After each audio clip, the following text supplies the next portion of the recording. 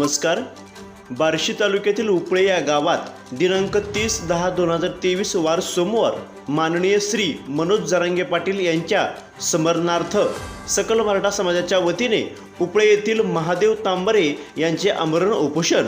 सरसकट मराठा समाजाला कुणबी प्रमाणपत्र देण्यात यावे अशी मागणी उपळे ग्रामस्थ येथून होत आहे.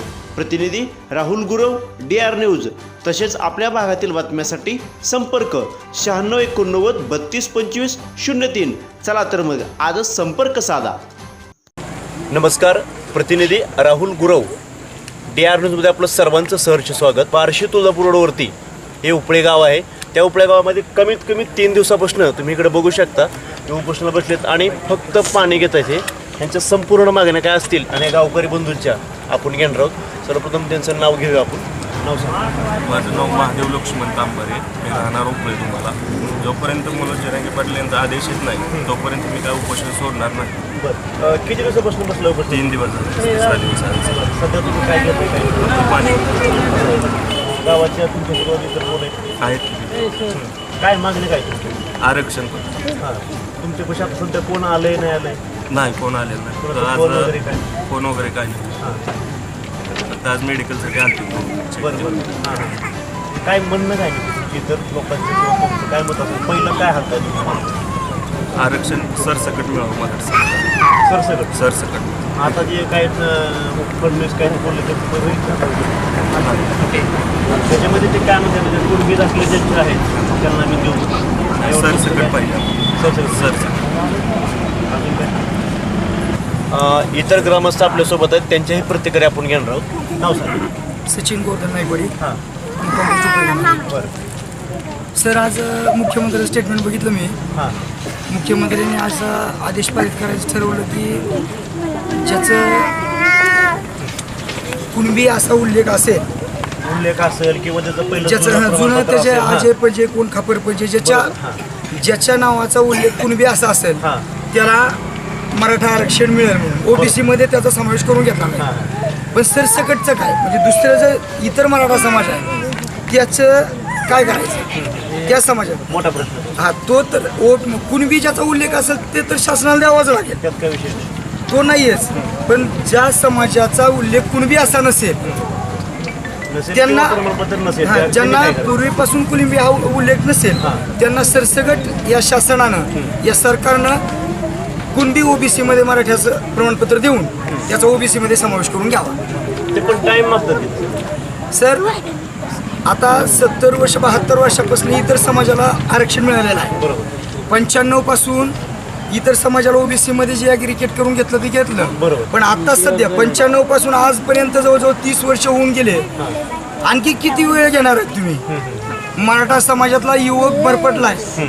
तो कसल्याही परिस्थितीमध्ये कोण विष पेतोय, कोण फासावर जायला तयार आहे. मग याचा अर्थ काय झाला तर तो समाज राजकीय शैक्षणिक सवलती घेतलेल्या, शैक्षणिक शिकून वाचलेला आहे. बरोबर. परंतु त्याला नोकरीविषयक सवलतीची अपेक्षा आहे. बरोबर. शैक्षणिक आणि नोकरीविषयक सवलत मिळावी ही याच्यासाठी खऱ्या अर्थानं मराठा समाजाला आरक्षणाची गरज आहे. भले तुम्ही राजकीय आरक्षण नका देऊ, कारण राजकारण सर्वसामान्य मराठ्यांना करायचं नाहीये. करायचं ते शैक्षणिक आणि जे त्यांना नोकरीविषयक जो लाभ घ्यायचा आहे तो सर्वसामान्य मराठा समाजाला मिळाला पाहिजे. ही मराठा समाजाची कळकळीची विनंती. सरसकट मिळालं पाहिजे. सरसकट मराठा समाजाला कुणबी हे प्रमाणपत्र मिळावं ही या ठिकाणी उपळे ग्रामस्थांची, ग्रामपंचायत उपळे यांचा पूर्ण पाठिंबा. तसंच या पंचक्रोशीतील अनेक ग्रामपंचायतीचे या ठिकाणी तो आम्हाला पाठिंबा दिलेला आहे. तर त्यांचंही सर असंच मत आहे की सरसकट मराठा समाजाला कुणबीमध्ये OBC मध्ये समावेश करून घ्यावा. जी मनोज जरांगे पाटलांची जी भूमिका आहे या भूमिकेच्या संदर्भात आम्ही सर्व ग्रामस्थ, मराठा समाज, इतर सर्व OBC समाजाचा सुद्धा आमच्या गावामध्ये पाठिंबा आहे. सर्व म्हणजे थोडक्यात 18 पगड जाती, 18 आलुतेदार, 12 बलुतेदार या सगळ्यांचा पाठिंबा या ठिकाणी मराठा समाजाला आहे. 100% जोपर्यंत मराठा समाजाला आरक्षण मिळत नाही तोपर्यंत आजी माजी राजकीय नेते, राजकीय संघटना, आमदार, खासदार यांना उपळे तुम्हाला ग्रामपंचायत व उपळे तुम्हाला सकल मराठा समाज यांच्या वतीनं सगळ्यांना जाहीर आम्ही आवाहन करतो की या ठिकाणी तुमचाही अपमान होऊ नये, या ठिकाणी आल्यानंतर तुमचाही अपमान होऊ नये अशी तुम्ही वर्तन करू नका आणि मराठा समाजाला तुम्ही न्याय द्या या मागणीसाठी या ठिकाणी आम्ही आंदोलन करतोय. उपळे तुम्हाला सकल मराठा समाजाचं 28 ऑक्टोबर रोजी साखळी उपोषणास सुरुवात झाली. उपोषणाच्या दुसऱ्या दिवशी आम्ही आमरण उपोषणाचा अजेंडा घेतला. आमची एकच सरकारला विनंती आहे की येत्या काळात मराठ्यांना ओबीसीमधून आरक्षण मिळालंच पाहिजे. ही सर्व समाजाची एक मोठी मागणी आहे. ही सरकारनं मान्यच केली पाहिजे, एवढी आमची एक मागणी आहे. शामराव बुरगुटे, सरकारला माझी एकच विनंती आहे की सरसगट मराठ्याला कुणबी प्रमाणपत्र देऊन ओबीसी मध्ये समावेश करून घ्यावे. बरोबर. पण आता ते काय म्हणते सरकार माहिती आहे का, ज्याचं दाखलं सापडलं तर त्या लोकांना आम्ही दाखलं वाटायला चालू करू म्हणजे. ज्यांच्याकडे नाहीत ती ज्यांच्याकडे आहेत आणि ज्यांच्याकडे नाहीत ही त्यांचे रिलेटिव्हच आहेत. बरोबर आहे, पण ज्यांच्या आधार धरावा आणि त्या आधारावर द्यावा. बरोबर आहे, पण ज्यांच्यापाशी नाही तर त्याचा आम्ही पडताळा करतो म्हणते, कागदपत्रे बघतो आहेत का त्यांचे. 72 वर्ष काय केलं हे आतापर्यंत. बरोबर आहे की, पण त्यांच्या ज्या प्रतिक्रिया ही वेळ काढूपणाची लक्षण आहे ह्या सरकारची. आजी असेल माझी असलेली. सरकार म्हणतंय वेळ द्या, अजून मी म्हणतोय वेळ द्या.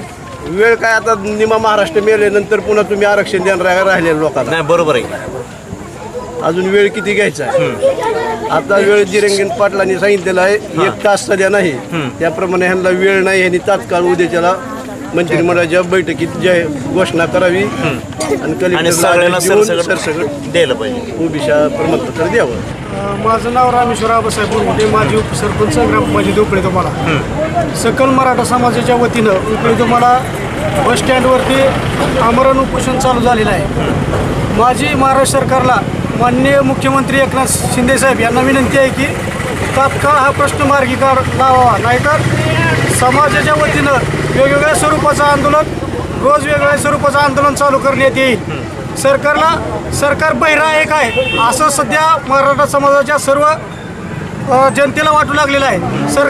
सरकारपर्यंत आमच्या वेदना पोचत नाहीत काय की, सरकारला ऐकू येत नाहीत काय की, असं सगळं समाजाची एक भावना झाली. त्यामुळे आपण तात्काळ प्रश्न मार्गी काढावा आणि आपण जर वेळेत नाही प्रश्न मार्गी लावला तर आंदोलन कुठल्या रूपात शासकीय कार्यालय बंद पाडली जातील, शासनाचं सर्व कामकाज थांबवण्यात येईल, ही अशी आमची तीव्र भावना आहे. तरी आपण तात्काळ हा प्रश्न मार्गी लावा ही समाजाच्या वतीनं मी विनंती करतोय.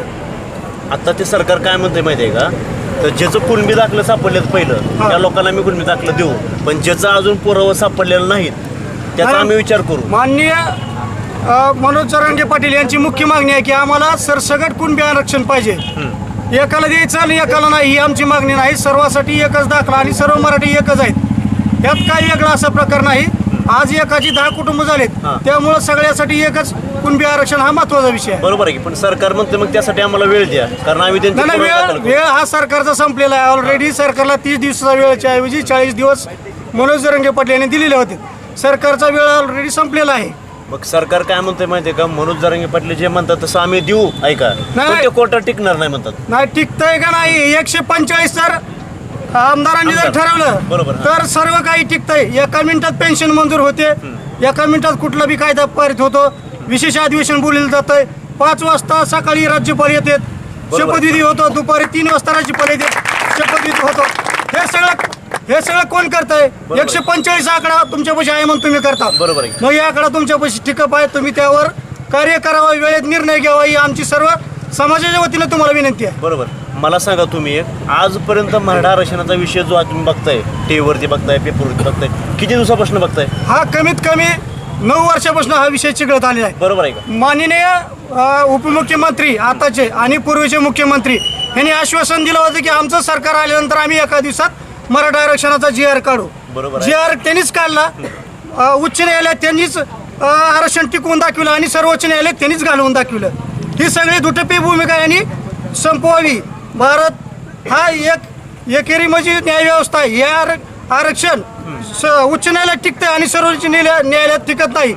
हे न समजणारा विषय एवढं काय सोपं जनता राहिलेलं नाही. सगळे लोक हुशार आहेत. तुम्हीच काय तर त्यात पर्याय काढता, तुम्ही चुकीची माहिती देता, तुमचा वकील हजर राहत नाही. बरोबर. हे तुमच्या चुकीच्या वागण्यामुळे हे सगळं इथपर्यंत आहे. माझं नाव महेश बुरगुटे, मी उपळे दुमालाचा रहिवासी आहे. गेल्या 3 दिवसापूर्वी आपण साखळी उपोषणाची ह्या ठिकाणी सुरुवात केली.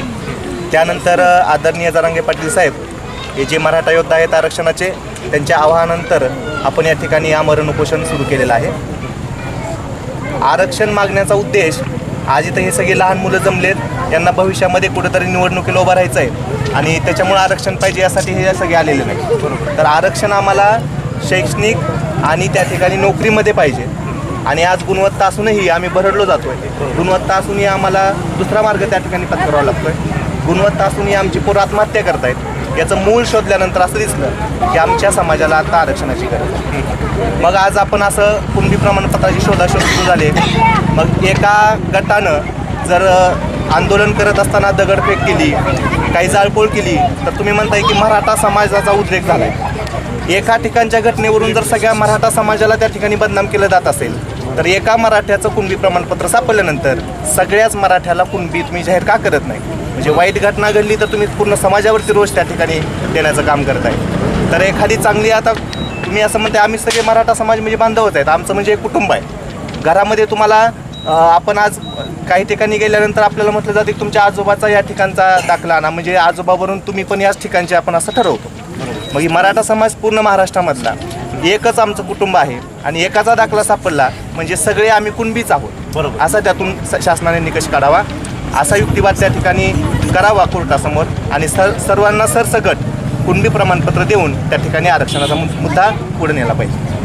उपळेमधलं उपोषण किती दिवस असणार आहे? उपळ्यातलं उपोषण जोपर्यंत जरांगे पाटील साहेब आवाहन करतायत की आम्ही उपोषण करतोय, तुम्ही तुमच्या पातळीवरती करा, त्यांच्या आवाहनापर्यंत, त्यांच्या पुढच्या संदेशापर्यंत आम्ही या ठिकाणी वाट पाहून उपोषण चालू ठेवणार आहे. बरोबर. आणि कोणत्याही प्रकारे या ठिकाणी उद्रेक न करता किंवा समाजामध्ये तेढ निर्माण होईल अशी वक्तव्य न करता आणि शांततेच्या मार्गाने या ठिकाणी उपोषण सुरू राहील शेवटपर्यंत. एक मराठा आरक्षण आमच्या हक्काचं.